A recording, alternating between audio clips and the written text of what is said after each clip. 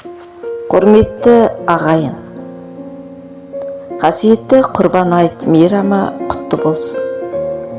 Бұл күн Алланың разылығы үшін құрбан шалынып, мұқтажға қол үшін берілетін бауырмалдылық пен жанашырлық салтанат құратын ұлық мереке.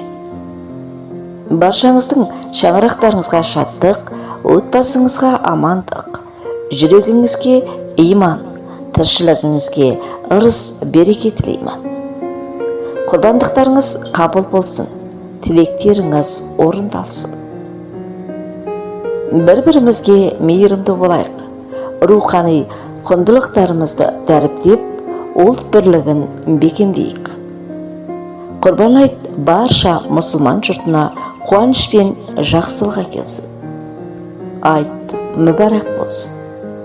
Құрметпен Қайырлығаш Бекбатша қызы, оқыған Шекер Қадыбек қызы.